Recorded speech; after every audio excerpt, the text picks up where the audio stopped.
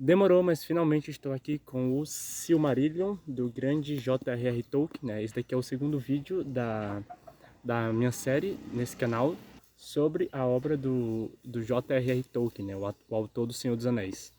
Bom, esse livro aqui narra basicamente a história tanto da Primeira Era, da Terra-média, quanto da Segunda, e tem um resumão da Terceira, né? A Terceira Era é a era na qual ocorre os acontecimentos narrados em O Senhor dos Anéis propriamente dito.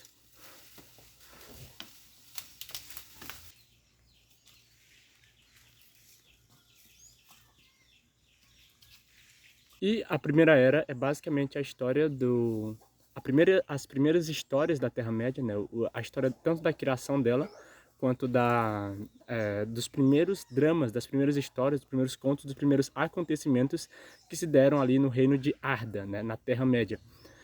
E a Segunda Era começa basicamente na queda de Morgoth, né? Quando Morgoth cai, começa a Segunda Era, e aqui também se tem um relato geral dessa, é, dessa Segunda Era, mas o foco principal é da Primeira Era. Ó, eu sugiro que você não leia esse livro, eu sugiro que você estude esse livro. Tá? É um livro difícil. Veja, eu falo isso porque ó, eu tenho aqui várias anotações que eu ia fazendo, né? São anotações basicamente ó, eu ia anotando a árvore genealógica, né? Eu fazia resumos dos acontecimentos e dos personagens, ó. Você dá de ver. E eu sugiro que você faça isso, tá? Exige um certo esforço, tá? Esse livro não é fácil. Ele é muito denso, né? Ele é muito cheio, ele é muito complexo, ele tem muitos detalhes, tem muitas histórias diferentes, personagens diferentes, conceitos diferentes, mas é um esforço que vale muito a pena, tá? Se você gosta da obra de Tolkien, não é o livro para você começar a ler Tolkien, né? O mais recomendado seria, sei lá, Hobbit e O Senhor dos Anéis, propriamente dito. E se você já tem conhecimento dessas obras, né? Se você partir para essa, eu tenho certeza que vai valer muito a pena, tá? Principalmente se você ler com esse esforço de realmente entender o que está sendo passado aqui e tentar realmente memorizar e integrar, né, esse conhecimento que está aqui nessa obra do Silmarillion. Tá? Eu tenho certeza que vai valer muito a pena, tá? Muito bem, eu não vou fazer aqui um resumo detalhado, né, de todas as histórias que tem aqui no Silmarillion.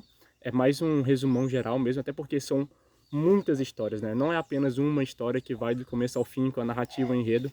Não, de certa forma, aqui o Silmarillion é a Bíblia da Terra-média, né? É onde tem todos os acontecimentos principais que compõem a mitologia da Terra-média, né? Ou seja, a, todas aquelas histórias que os personagens citam ao longo do Senhor dos Anéis e do Hobbit, né, estão detalhadas aqui e, por assim dizer, a história completa que aqui aparecem apenas como resumos estão em outros livros, né? Por exemplo, aqui a gente tem um resumo da história do Beren e Lúthien, que são, né, os dois amantes ali da Primeira Era. A Lúthien, ela era uma elfa e o Beren era um homem mortal, né? Ele se apaixona, tem uma história muito linda que é contada no Silmarillion. E a história completa deles, né, a história pormenorizada, é contada em um livro específico chamado Beren e Lúthien, né? Então aqui você tem só o resumo de alguns desses grandes acontecimentos. Bom, a primeira parte, que é a parte da criação de Arda, da criação do mundo, que foi ali através da música dos Ainur, eu já contei no primeiro vídeo, né? Então veja, em algum lugar da tela vai estar aparecendo aí o card para você assistir o primeiro vídeo sobre a criação de Arda, né? Sobre a criação do mundo no Senhor dos Anéis, que se deu a partir da música dos Ainur, né? Lá eu explico direitinho como isso ocorre. Então aqui eu vou focar mais mesmo na parte do surgimento dos elfos dos contos da Primeira Era propriamente ditas, tá? Como eu já expliquei lá no primeiro vídeo, os Ainur, né, os Vala, eles criam o mundo e um dos principais motivos para eles fazerem isso é a vinda dos filhos de Ilúvatar, né? Os filhos de Ilúvatar são dois, são os primogênitos, que são os elfos, e os seguidores, né, que são os homens. Lolô, Lolô. Eu tava vendo tu conversando só. Eu tô gravando um vídeo. Tu quer gravar também? Eu quero. Não, mas agora não. Depois tu aparece, tá? E por que tu tá? Eu vi tu conversando sozinho. Faz silêncio. Tem um celular aqui, ó. Faz silêncio, tá? Fica caladinho. Os elfos, né, que são os primogênitos, eles surgiram primeiro, né? Eles surgiram à beira de um lago, lá, né? E eles foram achados por um dos Valar, né? Que foi o Oromê, se eu não me engano.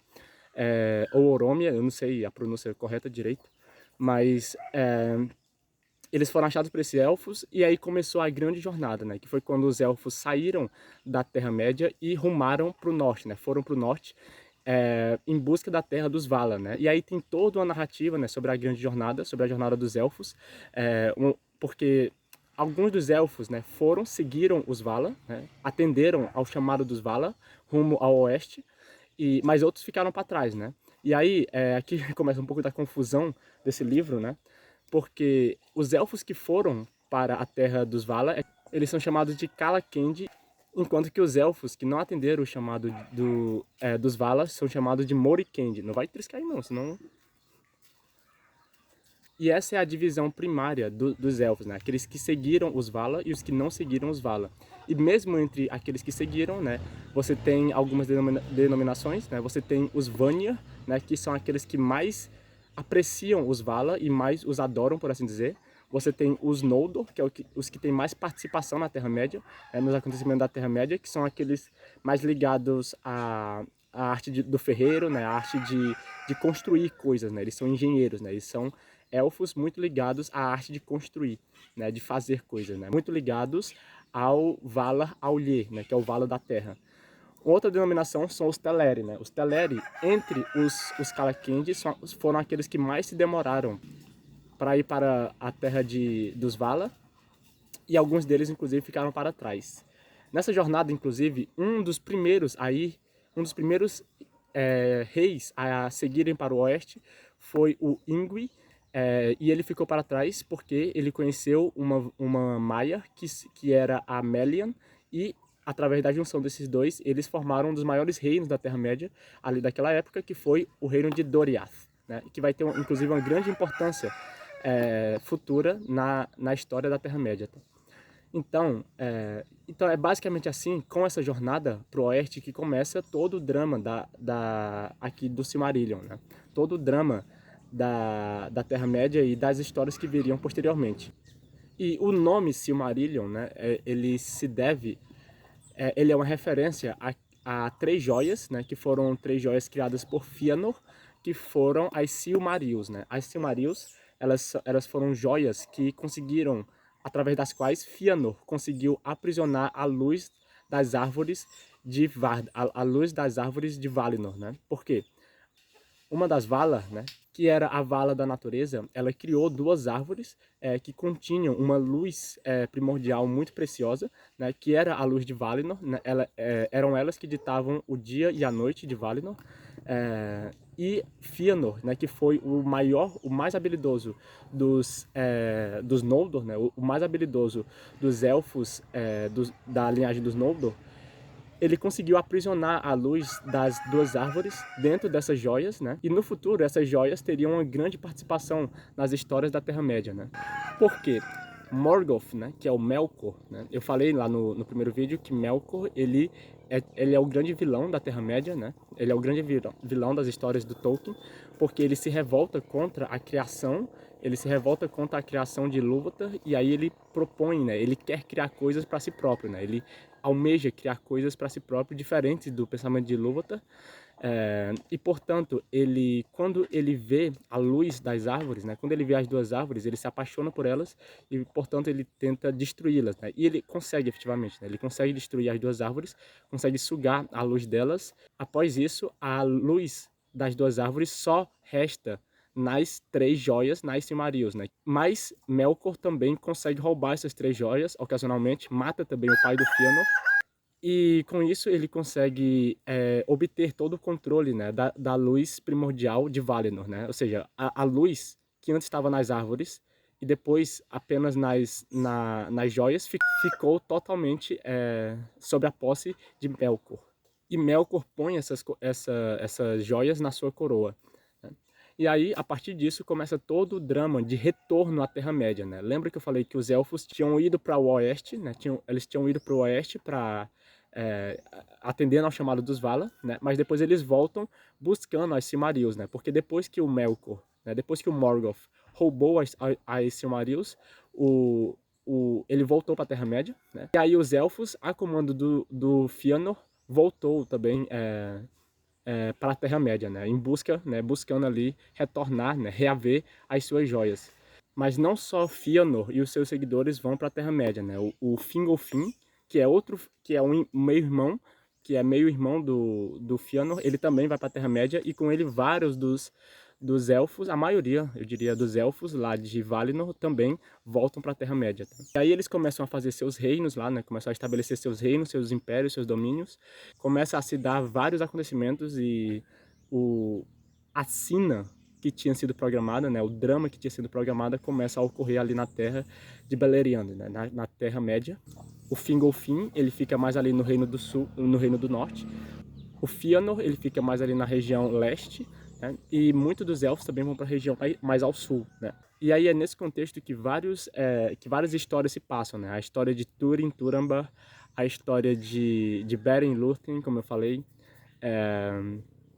Tem várias histórias, né? A história de Doriath, a história do próprio Fingolfin, dos filhos dele, né? Dos filhos de Fëanor também.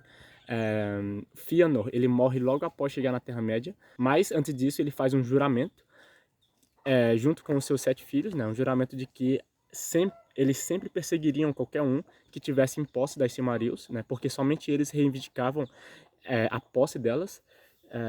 E a partir desse juramento, várias consequências irão vir, tanto para o Fëanor quanto para os filhos dele, e também, né, para vários outros elfos ali ao redor. Né. Mas na Quinta Guerra, né, na Quinta Guerra ali de Beleriand, né, na Quinta Guerra da Terra-média, ali da Primeira Era, os elfos finalmente, ou melhor, os Valar finalmente atendem aos chamados dos elfos e vêm para a Terra-média e destroem o Morgoth, aprisionam ele, né, e aí todo o reino dele que ele tinha programado, né, e todo o reino que ele tinha engendrado e toda a malícia que ele executava, foi varrido do mundo, né, sobrando apenas alguns resquícios que iriam voltar, né, posteriormente, como sempre. E aí o Morgoth foi expulso e aprisionado no vazio, né, como se diz. E aí, com isso, termina a Primeira Era e começa, então, a Segunda Era, que é basicamente a Era de Númenor. Númenor foi o maior reino dos homens da Terra-média. Foram o reino fundado por Elros, né, que era irmão de Elrond, inclusive. Elros foi o primeiro rei de Númenor e a partir dele veio toda uma linhagem de altos reis, né, altos reis de homens, cujo um dos descendentes foi o próprio Aragorn, né, que a gente vê lá no Senhor dos Anéis. E na Segunda Era, o grande vilão é o Sauron, né? Sauron, ele era um capanga de Morgoth, e ele ficou lá na Terra-média mesmo. Ele perdeu muito do seu poder, mas depois ele foi retornando de pouco a pouco, né? E começou a levantar novamente a força do seu antigo mestre, né? Os seres, as criaturas do seu antigo mestre, os servos do seu antigo mestre, né? De Morgoth, ele começou a reunir novamente, e aí a força do mal começou a nascer de novo, né? Até que no finalzinho ali da Segunda Era, ele já tinha retomado todo o seu poder, e aí ocorreu a última união de homens e elfos, né? Quando essas duas gentes, essas duas raças se uniram novamente e conseguiram destruir o Sauron, né? Quando Isildur, né, usando a espada quebrada do seu pai, cortou o dedo de Sauron e tirou dele o anel, né? Um anel que ele tinha engendrado lá na sua Montanha da Perdição. E aí termina a Segunda Era e começa a Terceira Era, que é uma era que também tem a ver com Sauron, né? O Sauron, ele foge dos elfos e aí de pouco a pouco ele começa a retomar sua força até que vai culminar lá no fim da Terceira Era, que é propriamente os acontecimentos do Senhor dos Anéis, né? No Senhor dos Anéis a gente vê ali o fim da Terceira Era, né? O fim da Terceira e o começo da Quarta, com a segunda queda de Sauron, né? Sauron cai novamente, dessa vez definitivamente, e aí a Terceira Era acaba e começa a Quarta Era, que é a Era dos Homens, propriamente dito. Então assim, o Silmarillion, ele eu diria que é o livro central da obra do Tolkien, pelo menos, né, da obra do Tolkien voltada ao Senhor dos Anéis, porque aqui você tem realmente o universo tolkieniano, né? O universo tolkieniano, tal como ele imaginou, está completamente ou em grande parte presente aqui nessa obra. Das histórias que aparecem aqui, tem muitas que são incríveis, né? Eu acho que a que eu mais gostei é a história de Túrin Turambar, né? Túrin era filho de Úrin. E a história dessa família, né? A história da família de Úrin é muito interessante porque é uma história extremamente trágica, né? É uma família que termina, que não dá em nada, por assim dizer, né? Todos os integrantes dela morrem e morrem de forma muito trágica, porque eles se envolvem em vários tipos de questões, né? Em vários tipos de emaranhamentos ali. O filho do Úrin, né? Que é o Túrin, ele foi adotado pelo rei de Doriath, mas ele matou um elfo de lá, e aí ele fugiu com vergonha, e aí, a partir disso, toda a sua vida desandou, né? E ele acabou se tornando um proscrito, né? Um cara que vivia nos ermos e vagando sem sentido, né? Até que ele encontrou um final muito trágico, né? Encontrou uma morte muito trágica. Ele matou a si mesmo, né? Depois de fazer várias coisas erradas, né? Depois de tomar várias atitudes erradas e também depois de ter muito azar, né? A história da família de Turing é uma história que envolve muito azar e muito aquele negócio de destino, né? Como se a família estivesse destinada a um final infeliz, né? E é isso que acontece. Tem a história belíssima também do Beren e da Lúthien, né? Que são, acho que o casal mais conhecido, um dos casais mais conhecidos da obra de Tolkien, né? Tirando talvez o próprio Aragorn, né? E a Erin. Mas, de qualquer forma, é uma obra belíssima. Tá? Então é isso, galera. Valeu e até o próximo vídeo.